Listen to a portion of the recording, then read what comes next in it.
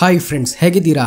ಸಾಬುದಾನ ಅಥವಾ ಸಬ್ಬಕ್ಕಿಯಿಂದ ಪಾಯಸ, ವಡೆ, ಕಿಚಡಿಯಂತಹ ಹಲವಾರು ಅಡಿಗೆಗಳನ್ನು ಮಾಡಿಕೊಳ್ತೇವೆ.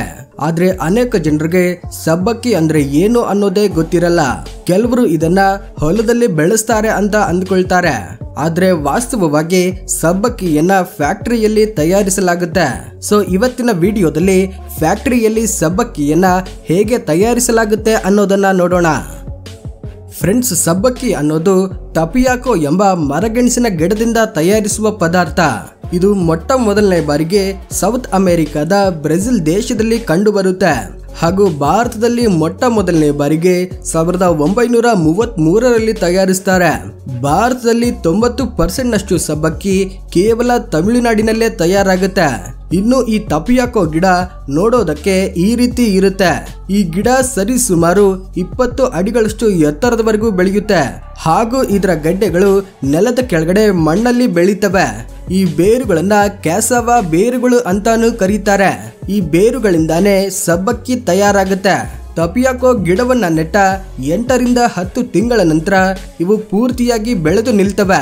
ನಂತರ ರೈತರು ಕೆಲವರು ಕೂಲಿ ಕಾರ್ಮಿಕರ ಸಹಾಯದಿಂದ ಬೇರುಗಳ ಸಮೇತ ತೆಗೆದು ಈ ರೀತಿಯಾಗಿ ಗಡ್ಡೆಗಳನ್ನ ಬೇರ್ಪಡಿಸಿ ಅದನ್ನ ಫ್ಯಾಕ್ಟರಿಗೆ ರವಾನೆ ಮಾಡ್ತಾರೆ.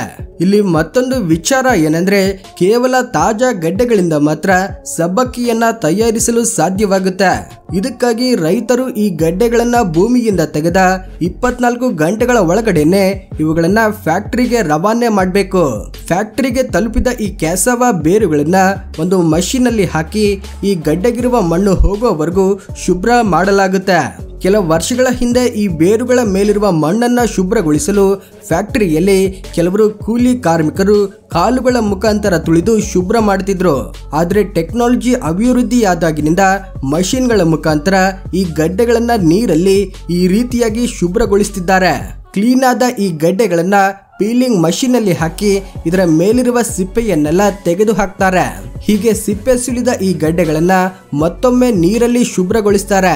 ನಂತರ ಈ ಗಡ್ಡೆಗಳನ್ನ ಒಂದು ಕನ್ವೇಯರ್ ಬೆಲ್ಟ್ ಸಹಾಯದಿಂದ ಒಂದು ಕ್ರಷಿಂಗ್ ಮಷೀನ್ ಒಳಗಡೆ ಕಳುಹಿಸ್ತಾರೆ.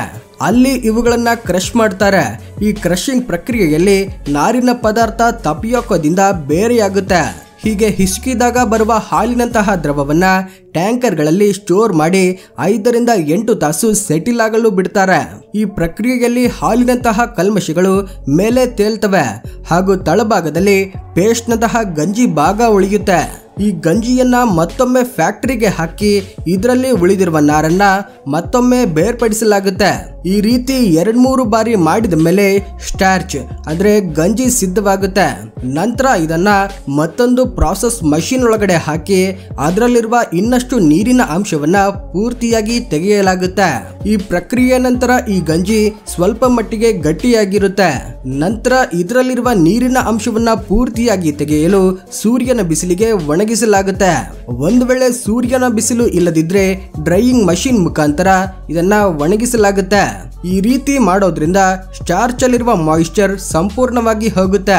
ನಂತರ ಇವುಗಳನ್ನ ಉಂಡೆ ಅಥವಾ ಕೇಕ್ ಆಕಾರದಲ್ಲಿ ಮಾಡಿ ಅವುಗಳನ್ನ ಮತ್ತೆ ಕ್ರಷಿಂಗ್ ಮಷೀನ್ಗೆ ಹಾಕಿ ಇದರ ಹಿಟ್ಟನ್ನ ತಯಾರಿಸಲಾಗುತ್ತೆ. ಹೀಗೆ ತಯಾರಾದ ಹಿಟ್ಟನ್ನ ರೌಂಡಿಂಗ್ ಮಷೀನ್ ಒಳಗಡೆ ಹಾಕಿ ಮುತ್ತಿನಂತಹ ಆಕಾರವನ್ನ ಮಾಡಲಾಗುತ್ತೆ. ಈ ರೀತಿಯಾಗಿ ಫ್ಯಾಕ್ಟರಿಯಲ್ಲಿ ಸಬ್ಬಕ್ಕಿ ತಯಾರಾಗುತ್ತೆ. ಈ ತಯಾರಾದ ಸಬ್ಬಕ್ಕಿಯನ್ನ ಪ್ಯಾಕೆಟ್ಗಳಲ್ಲಿ ಪ್ಯಾಕ್ ಮಾಡಿ ಮಾರ್ಕೆಟ್ಗೆ ರವಾನೆ ಮಾಡಲಾಗುತ್ತೆ. ಸುಮಾರು 500 kgಯಷ್ಟು ಕ್ಯಾಸವಾ ಗಡ್ಡೆಗಳಿಂದ ಕೇವಲ 100 kgಯಷ್ಟು ಸಬ್ಬಕ್ಕಿ ತಯಾರಾಗುತ್ತೆ. ಹೊಳೆಯುವ ಮುತ್ತಿನಂತೆ ಕಾಣಿಸೋ ಈ ಸಬ್ಬಕ್ಕಿ ನೋಡೋದಕ್ಕೆ ಆಕರ್ಷಕವಾಗಿರೋದೊಂದೇ ಅಲ್ಲದೆ ತಿನ್ನಲು ರುಚಿಕರವಾಗಿ ಮತ್ತು ಆರೋಗ್ಯಕ್ಕೆ ತುಂಬಾ ಒಳ್ಳೆಯದು. ಮುಖ್ಯವಾಗಿ ಸಬ್ಬಕ್ಕಿಯಲ್ಲಿ carbohydrates, proteins, vitamin C, calcium, minerals ತುಂಬಾ ಹೆಚ್ಚಾಗಿರ್ತವೆ. ಹಾಗೇನೆ ಈ ಸಬ್ಬಕ್ಕಿಯಲ್ಲಿ ನೀರಲ್ಲಿ ಬೇಯಿಸಿ ತಿಂದ್ರೆ ಜೀರ್ಣಕ್ರಿಯೆ ಸಮಸ್ಯೆಗಳು ಕೂಡ ಕಡಿಮೆಯಾಗ್ತವೆ. ಯಾಕಂದ್ರೆ ಇದರಲ್ಲಿರುವ ಫೈಬರ್ ಮಲಬದ್ಧತೆಯನ್ನ ನಿವಾರಣೆ ಮಾಡುತ್ತೆ ಹಾಗೂ ಇದರಲ್ಲಿರುವ ಖನಿಜಗಳು, ವೈಟಮಿನ್ಗಳು ನಮ್ಮ ಮೆಟಬಾಲಿಸಂನ ಬೂಸ್ಟ್ ಅಪ್ ಮಾಡಲು ಸಹಾಯವಾಗ್ತವೆ. ಪ್ರಧಾನವಾಗಿ ಬಲಹೀನತೆಯಿಂದ ಬಳಲುತ್ತಿರುವವರಿಗೆ ಸಬ್ಬಕ್ಕಿಯನ್ನ ಕೊಟ್ರೆ ಬಲಹೀನತೆ ಕಡಿಮೆಯಾಗಿ ತಕ್ಷಣವೇ ಶಕ್ತಿ ಬರುತ್ತೆ ಅಂತ ಡಾಕ್ಟರ್ಸ್ ಕೂಡ ಹೇಳ್ತಾರೆ. ಯಾಕಂದ್ರೆ ಇದರಲ್ಲಿ ಹಿಟ್ಟಿನ ಪದಾರ್ಥ ಅಂದ್ರೆ ಕಾರ್ಬೋಹೈಡ್ರೇಟ್ಸ್ ಹೆಚ್ಚಾಗಿದ್ದು ರಾಸಾಯನಿಕಗಳು ಇಲ್ಲದೆ ಇರೋದ್ರಿಂದ ಹಾಗೇನೆ ಸಕ್ಕರೆ ಅಂಶ ಇಲ್ಲದೆ ಇರೋದ್ರಿಂದ ಸಬ್ಬಕ್ಕಿ ತುಂಬಾ ಒಳ್ಳೆಯದು. ಇದರಿಂದ ಡಯಾಬಿಟಿಸ್ ರೋಗಿಗಳು ಕೂಡ ಸಬ್ಬಕ್ಕಿಯನ್ನ ತಿನ್ನಬಹುದು. ಈ ರೀತಿ ಸಬ್ಬಕ್ಕಿಯಲ್ಲಿ ಹಲವಾರು ಹೆಲ್ತ್ ಬೆನಿಫಿಟ್ಸ್ ಇರ್ತವೆ. ಇದರಿಂದ ಆಗಾಗ ಸಬ್ಬಕ್ಕಿಯಿಂದ ತಯಾರಿಸಿದ ಪದಾರ್ಥಗಳನ್ನ ತಿನ್ನಲು ಪ್ರಯತ್ನಿಸಿ. ಈ ವಿಡಿಯೋ ಇಷ್ಟವಾಗಿದ್ರೆ ಲೈಕ್ ಮಾಡಿ, ಶೇರ್ ಮಾಡಿ. ಮುಂದಿನ ವಿಡಿಯೋನ ತಪ್ಪದೆ ನೋಡಲು ನಮ್ಮ ಚಾನೆಲ್ನ ಸಬ್ಸ್ಕ್ರೈಬ್ ಮಾಡ್ಕೊಳ್ಳಿ. Thank you for watching.